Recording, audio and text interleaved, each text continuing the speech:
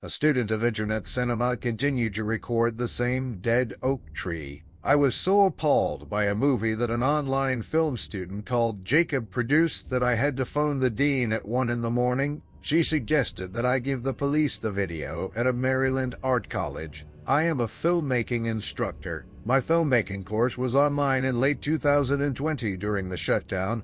The first project I usually give my students is to videotape a location. Students in an online course simply record videos in and around their homes. The majority of pupils were proud to display their collection of action figures and gaming equipment for almost 5 minutes. A student by the name of Jacob set up his camera on a tripod and recorded a dead oak tree in his garden. I usually have students record a pursuit scene or a snowball battle for continuity editing. Students just record themselves playing with their dogs or cooking for the internet.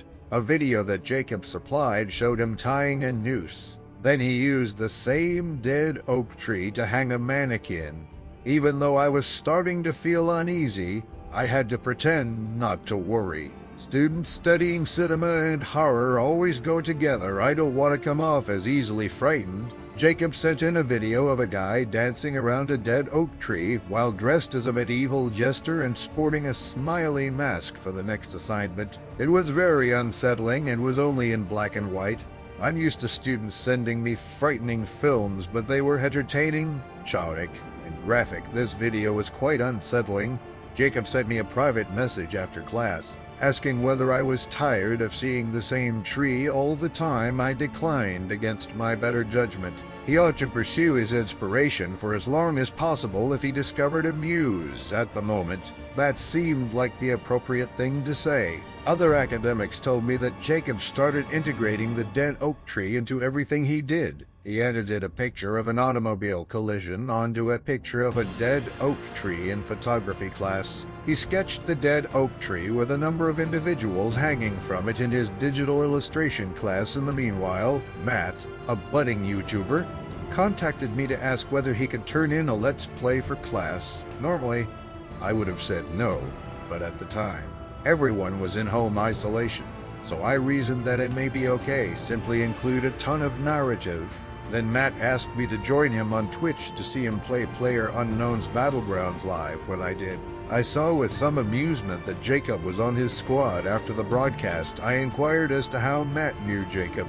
Matt said that Jacob lived a few homes down the road from him and was his neighbor. Matt informed me what had occurred to Jacob during their middle school years. A guy who claimed to have lived in that place before knocked on Jacob's door while he was alone himself at home.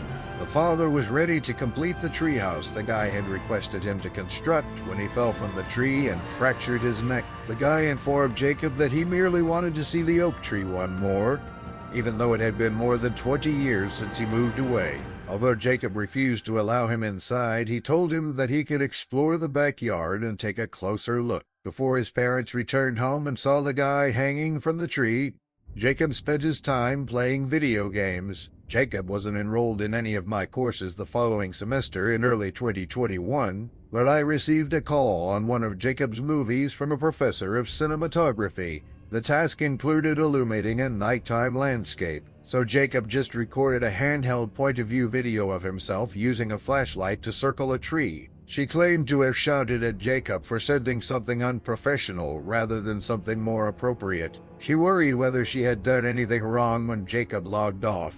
Other kids began chatting to me about Jacob's fixation on the dead oak tree after seeing it too. They informed me that Jacob stopped attending any lessons as well. A few days later, I was watching Matt on Twitch at about 11 p.m. While he was live streaming, Jacob barging through Matt's bedroom door startled me. His body was covered with bruises and wounds. His clothes was drenched in blood, and his body was covered with glass fragments. There was still blood flowing from his forehead. Matt was understandably freaked out and threw himself off his chair, shouting at the top of his lungs. Matt deserves praise for not swearing or shooing Jacob out of his room.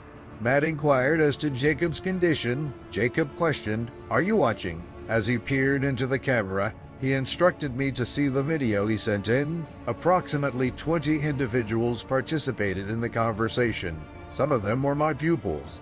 I instructed a trustworthy student in the conversation to dial 911, and I instructed Matt to provide Jacob some basic first aid. I received a message that someone had uploaded a large video clip to our department's file storage just before I was about to contact the police myself. When I clicked on it, I saw a video clip purportedly published under Jacob's account.